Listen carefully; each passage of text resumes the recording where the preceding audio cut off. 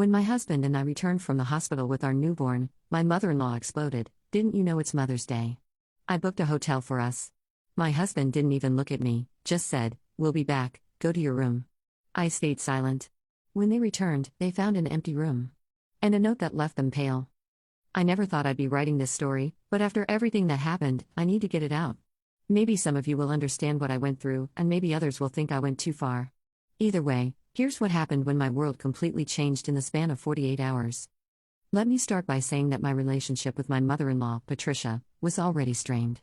From the moment my husband David introduced me to her 3 years ago, she made it clear I wasn't good enough for her precious boy. Nothing I did was right, my cooking was too bland, my job wasn't prestigious enough, and apparently, I wasn't from the right kind of family. But David always brushed off my concerns, saying things like "That's just how mom is, or she'll warm up to you eventually." Spoiler alert, she never did. When I got pregnant, Patricia's behavior became even worse. She constantly made comments about how I was too young and irresponsible to be a mother, how I should be eating better, exercising more or less. Basically, she had an opinion about everything I did. David would occasionally tell her to back off, but it was always half-hearted, and she'd be right back at it the next day. The worst part was how she acted like my pregnancy was somehow about her. She'd talk about her grandchild and make plans without consulting us. When we told her we wanted to keep the gender a surprise, she actually got angry and didn't speak to us for 2 weeks. When we announced our name choices, she said they were unfortunate and suggested alternatives. Every single boundary we tried to set, she trampled over with David's implicit permission. But nothing, and I mean nothing, prepared me for what happened after our son was born. Our son, James, was born on a Friday evening after a long, difficult labor. I'd been in the hospital for almost 20 hours, and I was exhausted, emotional, and trying to figure out breastfeeding while dealing with postpartum pain. David was amazing during the birth. He held my hand, advocated for me with the nurses, and cried when James was born. For those first 2 days in the hospital, I thought maybe this experience would bring us closer together and help him finally stand up to his mother. Patricia visited on Saturday, the day after James was born. She swept into the room like she owned the place, barely acknowledged me, and immediately started criticizing everything. The room was too cold, the nurses weren't attentive enough, and I was holding the baby wrong. She tried to take James from me while I was attempting to breastfeed, saying, "You're not doing it right. Let me show you." When I politely but firmly said no, she turned to David with this wounded expression and said, "I'm just trying to help. I raised 3 children successfully." David actually apologized to her. To her. While I'm sitting there, breasts exposed, trying to feed our newborn son. That should have been my first warning sign. We were discharged on Sunday morning, Mother's Day, though that detail seemed irrelevant at the time. I was focused on getting home, settling in with James, and starting our new life as a family. The car ride home was quiet but peaceful. James slept the entire way, and I felt cautiously optimistic about our future. We pulled into our driveway around 11 a.m. David carried the car seat while I gingerly walked up the front steps, still sore from delivery. I was looking forward to my own bed, a hot shower, and maybe ordering some takeout for lunch. Simple pleasures that felt like luxury after 2 days in the hospital. That's when Patricia's car pulled up behind us. She got out wearing a full face of makeup, a sundress, and heels, definitely not the outfit of someone planning to help with a newborn. She was also carrying an overnight bag, which immediately sent up red flags in my mind. Perfect timing. She called out cheerfully, completely ignoring my confused expression. "I was worried you'd be late." "Late for what?" I asked, adjusting my grip on the diaper bag. That's when she dropped the bomb. "Didn't you know it's Mother's Day? I booked a hotel for us. The Grandview Resort, they have that lovely brunch buffet. I thought we could make a whole day of it, maybe even stay overnight. I got us adjoining rooms so I can help with the baby." I stood there, mouth agape, trying to process what she just said. I had given birth less than 48 hours ago. I was bleeding, exhausted, and trying to establish breastfeeding. The idea of going to a hotel, being around strangers, and pretending to enjoy a Mother's Day celebration felt absolutely insane. "Patricia," I said carefully, "I just had a baby. I need to rest and recover. Maybe we could do something low-key here instead?" Her face immediately darkened. "This is my first Mother's Day as a grandmother. I've been planning this for weeks. The reservations are already made, and it's non-refundable." I looked at David, expecting him to step in and explain why this was completely unreasonable. Instead, he was staring at the ground, car seat still in his hand, looking like he wished he could disappear. "David?" I said. "Can you please explain to your mother that we can't do this today?" That's when he finally looked up, not at me, but at his mother. And I watched in horror as my husband, the man who had just promised to love and protect me and our child, completely crumbled under his mother's expectant gaze. "We'll be back," he said quietly, still not meeting my eyes. "Go to your room. Go to your room." Like I was a child being punished instead of his wife who had just given birth to his son. Patricia beamed like she'd won the lottery. "Wonderful. I'll just freshen up and we can head out. Don't worry about packing anything for James, I picked up some supplies yesterday." And with that, she sailed into my house like she owned the place, leaving me standing on the front porch in complete shock. I stayed silent. That's what haunts me most about that moment. I stayed completely, utterly silent. Part of it was shock. I genuinely could not believe that my husband had just chosen his mother over his wife and newborn son on our first day home from the hospital. Part of it was exhaustion. I literally did not have the energy to fight. But mostly, it was the devastating realization that this was who David really was when it mattered. I walked into the house and went straight to our bedroom. I could hear Patricia in the guest bathroom, running water and humming to herself like this was the most normal thing in the world. David followed me into the bedroom, finally carrying James in his car seat. "Sarah," he started, but I held up my hand. "Don't," I said. "Just don't." He set the car seat down and sat on the edge of the bed. "She planned this whole thing. The money's already spent. It's just one day." "It's not just one day," I said, my voice barely above a whisper. "It's every day. It's every decision. It's our entire marriage." He looked genuinely confused. "What do you mean?" And that's when I realized he really didn't understand. He didn't see that this moment was the culmination of 3 years of him choosing his mother's feelings over mine. He didn't understand that by prioritizing her wants over my needs as a new mother, he was telling me exactly where I stood in his life. "Have fun at the hotel," I said, lying down and turning away from him. He hesitated for a moment, and I thought maybe, he'd realize how insane this all was and tell his mother they weren't going. Instead, he picked up the car seat and left the room. I heard them talking in hushed voices in the hallway, then the sound of the front door closing. Through the bedroom window, I watched my husband strap our 2-day-old son into Patricia's car and drive away with her on Mother's Day, leaving me alone in our house. That's when I started planning. I lay in bed for about an hour, just thinking. My body was exhausted, but my mind was crystal clear for the first time in months. I realized that this wasn't going to be an isolated incident. This was my life, Patricia making demands, David caving, and me being expected to just accept it all with a smile. I thought about the future, every holiday where her plans would take precedence, every parenting decision she'd override, every boundary she'd cross with David's permission. I imagined years of being treated like a secondary character in my own family's story. That's when I decided I wasn't going to live like that. I got up and started packing. Not just clothes, everything that mattered to me. Photos, important documents, my grandmother's jewelry, the baby book I'd been keeping throughout my pregnancy. I called my sister Emma, who lived 2 hours away. "Sarah? How are you feeling? How's the baby?" She answered on the first ring. I said, and my voice cracked. "I need your help." I told her everything. She was silent for a long moment after I finished. "Pack light," she finally said. "I'm coming to get you." While I waited for Emma, I did something I'd never done before. I went through David's things. Not to steal or destroy anything, but to understand who I'd really married.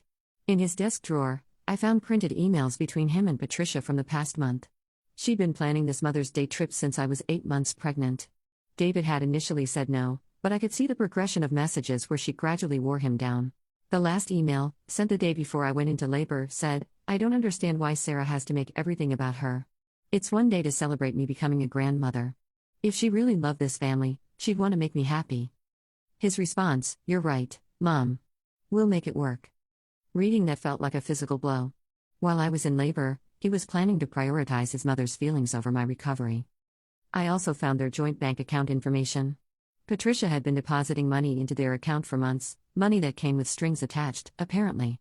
No wonder David felt obligated to do whatever she wanted. I spent a long time thinking about what to write. I wanted to be clear, decisive, and impossible to misinterpret. Here's what I left on the kitchen counter. "David, by the time you read this, James and I will be gone. Before you panic, we are safe and healthy. Before you get angry, understand that this is the direct result of your choices today. When you chose to take our 2-day-old son to a hotel to appease your mother instead of staying home with your recovering wife, you showed me exactly what our marriage means to you. When you told me to go to my room like a child being punished for inconveniencing your mother, you showed me exactly how much you respect me. I have spent 3 years watching you prioritize your mother's wants over my needs. I convinced myself that things would change when we became parents, that you would finally put our family first. Today, I learned that was naive. I am not leaving because I'm angry about one bad day. I'm leaving because I refuse to raise my son in a home where his father doesn't respect his mother, where his grandmother's tantrums determine family decisions, and where his mother's voice doesn't matter. James and I deserve better. We deserve a man who would never dream of leaving his wife alone on the day they brought their newborn home from the hospital. We deserve a father who protects his family instead of sacrificing them to keep his mother happy. I filed the attached divorce papers this afternoon. Emma helped me with an online service. Apparently, you can start the process immediately after giving birth if your circumstances are considered extraordinary. You will be served at your office on Tuesday. I have taken only what belongs to me and to James. I have not touched your personal belongings or the items your mother bought for the nursery. The bank accounts remain untouched. I'll leave that for the lawyers to sort out. Do not try to find us. Do not call my family or friends. When you are ready to have a mature conversation about custody arrangements that prioritize James's well-being over your mother's feelings, you can contact me through my attorney. Her information is attached. I hope the hotel brunch was worth it. Sarah. P.S. Happy Mother's Day to me. Emma arrived around 4 p.m. She took one look at me and immediately started crying, which made me start crying, which woke up James, who I'd been holding the entire time, which made all three of us cry together in my living room. Are you sure about this? She asked after we'd all calmed down. I've never been more sure of anything in my life, I said. We loaded my car with everything I'd packed. Emma insisted on driving so I could sit in the back with James. As we pulled out of the driveway, I felt something I hadn't felt in years: relief. We stopped at a law office on the way out of town. Emma had called ahead and found a lawyer who specialized in family law and was willing to meet us on a Sunday evening for an emergency consultation. The lawyer, Ms. Rodriguez, was a mother herself and was horrified when I told her what had happened. You have grounds for abandonment, she said.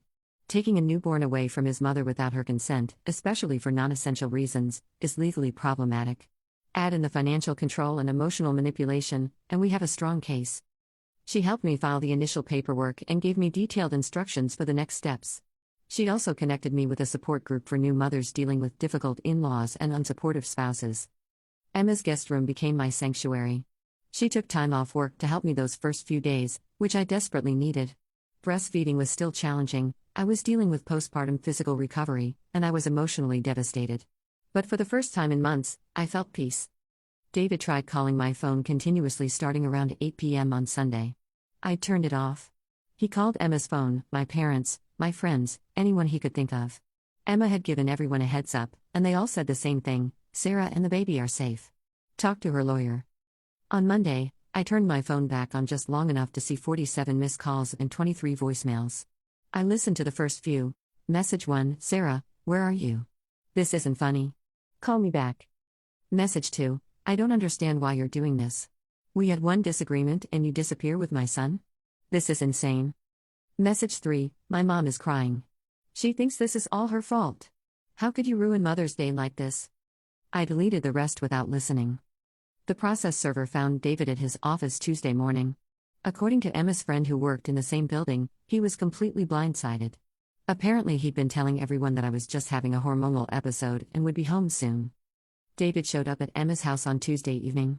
Emma answered the door and told him I wasn't ready to talk, but he pushed past her into the living room where I was feeding James.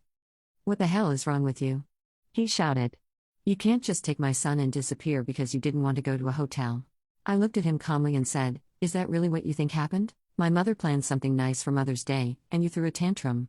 Now she's devastated, thinking she caused our marriage to end over one misunderstanding. David, I said quietly, sit down. Something in my tone must have gotten through to him because he actually sat down on Emma's couch. Do you remember what I looked like when we got home from the hospital? I asked. He looked confused. You looked tired? I looked like a woman who had just given birth. I was bleeding, exhausted, in pain, and trying to figure out how to keep our son alive. And your response to your mother's demand that we immediately go to a hotel was to tell me to go to my room. I didn't mean, you didn't even look at me, David. You looked at her, you made your choice, and you told me to go to my room like I was an inconvenient child. He was quiet for a moment. I thought you understood that this was important to her. More important than me? More important than your son? More important than your wife's recovery from childbirth? It was just one day. No, it wasn't. It was every day for 3 years. It was every time you let her criticize me, every time you dismissed my concerns, every time you chose keeping her happy over standing up for your wife. Sunday wasn't an isolated incident, it was the final straw. He stared at me for a long moment. So you're just done? You're ending our marriage over this? I'm ending our marriage because you showed me that when it really mattered, when I needed you most, you chose her. And if you can't understand why that's a problem, then we never had a real marriage to begin with. That's when David broke down. Not the angry, defensive kind of breakdown I'd seen before when confronted about his mother, but genuine tears. For a moment, I saw the man I'd fallen in love with, the one who used to defend me in the early days of our relationship. Sarah, please, he said, his voice cracking. I know I messed up. I know I hurt you. But we can fix this. We can go to counseling, I can set boundaries with my mom. Just please don't take James away from me. Emma quietly excused herself to give us privacy, but not before giving me a look that said she'd be listening from the kitchen in case I needed backup. David, I said gently, what happened at the hotel? He wiped his eyes and looked embarrassed. It was awful. James cried the entire time during brunch.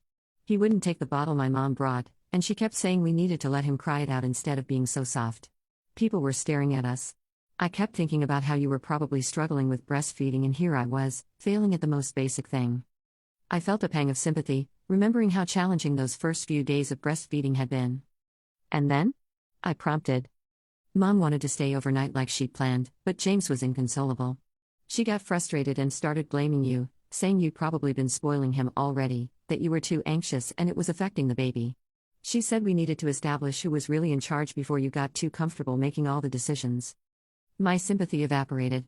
What did you say to that? I didn't say anything. I was so overwhelmed and she seemed so confident about what to do. But watching her try to force James to stop crying by ignoring him, seeing how upset he was without you, I realized how badly I'd screwed up. So you came home. We came home around 10 p.m. The house was dark, and I figured you were just sleeping. I put James in his crib and went to bed, thinking we'd talk in the morning and I'd apologize. It wasn't until I woke up and found your note that I understood you were really gone. I shifted James to my other arm, trying to process this information. Part of me was glad that David had seen firsthand how wrong the situation was, but it was too little, too late. What did Patricia say when she read my note? I asked, curious despite myself. David's face darkened. She said you were being dramatic and manipulative. She said you'd orchestrated the whole thing to make her look bad, that you'd probably been planning to leave for weeks and just used Mother's Day as an excuse. She said no judge would keep a father from his son over one small disagreement. And what did you think? He was quiet for a long moment. At first, I thought maybe she was right. It seemed so extreme, disappearing with James over what felt like a misunderstanding. But then I kept reading your note, and I remembered all the times over the past 3 years when you tried to talk to me about my mom's behavior. All the times you'd asked me to stand up for you, and I'd made excuses instead. Like when? Like when she criticized your wedding dress choices and made you cry, and I told you she was just trying to help. Like when she rearranged our kitchen while we were on our honeymoon and you were upset, and I said it was easier to just let her do what she wanted. Like when she announced our pregnancy on Facebook before we were ready, and I said it wasn't worth fighting about. I was surprised he remembered those incidents. At the time, he'd acted like they were no big deal. I made a list, he continued, trying to think of times when I'd actually stood up for you against my mom. Sarah, I couldn't think of a single one. Not one time in 3 years when I chose you over her feelings. The admission hung in the air between us. James had finished nursing and was drowsing against my chest, completely oblivious to the conversation that was determining his future. I called a therapist, David said suddenly. Dr. Martinez. She specializes in family dynamics and boundary issues. I've had 3 sessions already. What does she say? She says I have something called enmeshment with my mother. That I never learned to separate my identity from hers, so I feel guilty and anxious whenever I disappoint her. She says it's common in families where one parent is emotionally manipulative. I was quiet, absorbing this information. It sounded exactly right, but I tried to tell David similar things for years and he'd brush me off. She also said, David continued, that even if I do the work to change, it might be too late. That some damage can't be undone, and you have every right to protect yourself and James from more hurt. Do you believe that? I don't want to, but yeah. I think I destroyed your trust in me. And I'm starting to understand that trust isn't something you can just demand back. It has to be earned over time, through consistent actions, not just words. We sat in silence for a few minutes. I could hear Emma moving around in the kitchen, probably giving us space while staying close enough to intervene if needed. What would you want? I finally asked. If I were willing to consider trying again, what would that look like? David's eyes lit up with hope, but he seemed to check himself. I would want to earn your trust back. I'd want to keep going to therapy, maybe do couples counseling if you're willing. I'd want to have honest conversations with my mom about boundaries, even if it makes her angry. I'd want to prove to you that I can put our family first. And if your mother doesn't accept those boundaries? If she threatens to cut you off financially or emotionally? Then that's her choice. I should have learned a long time ago that love isn't supposed to come with conditions like that. I looked at him carefully, trying to gauge his sincerity. He seemed genuinely remorseful, but I'd heard promises before. David, I need you to understand something. I'm not the same person I was when I left that note. These past few days of peace, of not walking on eggshells, of making decisions without worrying about your mother's reaction, it's shown me what I've been missing. I like who I am when I'm not constantly defending my choices. He nodded slowly. I can see that. You seem stronger, more confident. The custody battle was more complex than I initially let on. David's lawyer tried every angle to paint me as an unfit mother who had kidnapped James in an emotional state. They brought up my postpartum condition, suggesting I wasn't mentally stable enough to make major decisions. They even tried to argue that taking James away from his father's family support system was harmful to his development. Patricia testified on David's behalf, presenting herself as the concerned grandmother who just wanted to help her son's family. She brought photo albums showing her involvement in our lives, highlighting every gift she'd bought, every dinner she'd hosted, every time she'd offered childcare. She painted a picture of a loving extended family torn apart by my selfish and vindictive behavior. What she hadn't counted on was my documentation. I had saved every critical text message, every undermining comment, every boundary violation. My lawyer presented a timeline of Patricia's interference in our marriage, complete with screenshots and witness statements from friends who had observed her behavior at social gatherings. The turning point came when the court-appointed family therapist, Dr. Kim, interviewed all parties separately. During Patricia's session, she made the mistake of being too honest about her intentions. According to Dr. Kim's report, Patricia expressed beliefs that I was too young and inexperienced to properly raise James, that she should have significant input in all major decisions about his upbringing, and that David needed to step up and take control of his household. Dr. Kim's evaluation concluded that Patricia exhibited concerning patterns of boundary violations and attempts to undermine the mother's parental authority. The report recommended that any custody arrangement include provisions limiting Patricia's unsupervised access to James until she completed family therapy focused on appropriate grandparent boundaries. David was devastated by this development.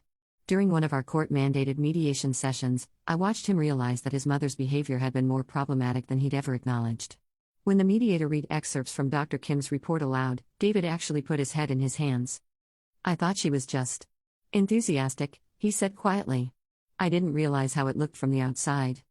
The financial discovery process revealed even more uncomfortable truths. Patricia had been depositing money into David's account regularly, but always with strings attached. Bank records showed withdrawals that corresponded with purchases she had demanded, furniture for the nursery that I hadn't wanted, clothes for James in styles I'd specifically said I didn't like, even the deposit for the Mother's Day hotel reservation. Most damaging was a series of text messages between David and Patricia about their joint account. She had written, I don't mind helping financially, but I expect to have a say in how James is raised. It's only fair since I'm contributing to his care. David's response was simply, I understand, Mom. My lawyer used this evidence to argue that Patricia was attempting to purchase influence over my son, and that David had been complicit in this arrangement. The judge was not impressed. Word of our divorce spread quickly through David's family, and the reactions were mixed. David's father, Robert, surprised everyone by calling me directly about 2 weeks after I left. Sarah, he said when I answered the phone, I owe you an apology. I was so shocked I almost hung up. Robert had always been quiet during family gatherings, letting Patricia dominate conversations and make decisions. I've watched Patricia drive away every woman my sons brought home, he continued. I told myself it wasn't my business, that they were adults who could handle their own relationships. But seeing what happened with you and James, I should have spoken up years ago. He went on to tell me about David's first serious girlfriend in college, who had broken up with him after Patricia made her life miserable. Then there was his brother Mark's ex-wife, who had endured Patricia's interference for 5 years before finally giving up. Even Michelle's first marriage had been strained by Patricia's constant criticism and boundary violations. She means well, Robert said, but she can't let go. She thinks she's protecting her children, but she's actually sabotaging their happiness. I've been too much of a coward to stand up to her, and now my grandson is paying the price. This conversation gave me insight into the family dynamics that had shaped David. He'd grown up watching his father avoid confrontation with Patricia, modeling that same conflict avoidance behavior in his own relationships. Michelle reached out around the same time, and our conversation was even more revealing. We met for coffee while James napped in his stroller, and she told me stories I'd never heard before. When I was 16, I brought a boyfriend home for dinner, she said. Mom spent the entire meal questioning him about his family background, his grades, his future plans. She made him so uncomfortable that he broke up with me the next week. When I confronted her about it, she said she was just looking out for me and that any boy who couldn't handle a little scrutiny wasn't worth dating. She went on to describe how Patricia had inserted herself into every relationship Michelle had attempted as an adult. She would find reasons to drop by unannounced when Michelle had dates over, would offer unsolicited advice about the men Michelle was seeing, and would even look them up on social media to find reasons they weren't suitable. I'm 32 years old, and I still haven't introduced Mom to my current boyfriend, Michelle admitted. We've been together for 2 years, but I'm terrified she'll find some way to ruin it like she has with everyone else. The most disturbing story Michelle shared was about David's brother Mark. Apparently, Mark had tried to set boundaries with Patricia early in his marriage, but she had responded by threatening to cut him off financially and emotionally. She told him he was choosing a stranger over his own mother and that he was breaking her heart. Mark caved, Michelle said. He chose keeping the peace over supporting his wife. His marriage lasted 3 more years after that, but it was never the same. His ex-wife, Janet, told me later that she felt like she was married to both Mark and Mom, and she couldn't compete with that dynamic. These conversations helped me understand that David's behavior wasn't unique, it was a pattern that had been established in their family for decades. But understanding it didn't make me more willing to accept it. Being a single mother was harder than I'd anticipated, even with Emma's support. The first few months were a blur of sleepless nights, feeding schedules, and trying to establish routines while dealing with the stress of the custody battle. James had colic for the first 3 months, which meant hours of crying that nothing seemed to soothe. During the worst nights, when I was walking the floor with a screaming baby at 3 a.m., I sometimes wondered if I'd made the right choice. Having David there to trade off, even if our marriage was troubled, would have been easier in those moments. But then I'd remember what those nights had been like when we were still together, David getting frustrated with James crying, Patricia calling with advice I didn't want, the constant feeling that I was failing to meet everyone's expectations. At least now, when James finally fell asleep in my arms, I could enjoy the peace without worrying about someone criticizing my methods. The financial aspect was challenging too. Even with child support, raising James on a single income meant making sacrifices. I had to find new childcare when I returned to work, since Patricia had been planning to provide free babysitting, with, I'm sure, plenty of strings attached. The daycare cost was significant, but it was worth it to know that James was in a neutral environment where no one was undermining my parenting choices. I also had to learn skills I'd never needed before. David had handled most of our home repairs and maintenance, and Patricia had often helped with household management, though always with commentary about how I should be doing things differently. Now I was watching YouTube videos to learn how to fix a leaky faucet and reading parenting books without anyone second-guessing my choices. The isolation was perhaps the hardest part. While Emma was incredibly supportive, she had her own life and job. Many of my friends were still married and busy with their own families. Making new friends as a single mother felt daunting, especially when I was dealing with the emotional aftermath of divorce. I joined a support group for single mothers that met at the library every Thursday evening. Hearing other women's stories helped me realize that my situation, while painful, wasn't unique.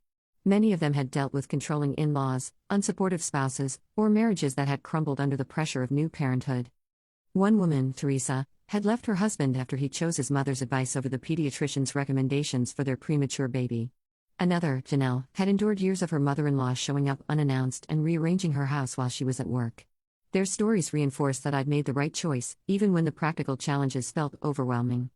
David's therapy sessions with Dr. Martinez seemed to be having an impact, but change was slow and inconsistent. During our supervised visits in the early months, I could see him trying to implement new behaviors, but old patterns died hard. He started setting small boundaries with Patricia, things like not answering her calls immediately and telling her she needed to ask before buying things for James. But when she pushed back with tears or guilt trips, he often reverted to his old accommodating behavior. The breakthrough came about 4 months after our separation. David called me, sounding different, more decisive than I'd heard him in years. "I had a big fight with my mom today," he said without preamble. "About what?" "She wanted to take James to her church for a baptism ceremony without asking you. She'd already talked to the pastor and set a date. When I told her she needed to discuss it with you first since you have primary custody, she lost it." I was quiet, waiting to see where this was going. "She said I was letting you poison me against her, that I was being disrespectful and ungrateful after everything she'd done for us. She said if I was going to choose you over her, maybe she didn't want to be involved in James's life at all. What did you say? I told her that choosing to respect you as James's mother wasn't choosing you over her, it was just being a responsible parent. I said that if she couldn't accept that you and I need to make decisions together about our son, then maybe she did need to step back until she could handle that. I was genuinely surprised. This was the kind of boundary setting I'd begged him to do for years. How did she react? She hung up on me. That was 3 days ago, and she hasn't called back. Part of me wants to apologize and smooth things over, but Dr. Martinez says that's exactly the pattern I need to break. How do you feel about it? Scared, he admitted. She's been the most important person in my life for 30 years. The idea that she might actually cut me off feels terrifying. But also relieved?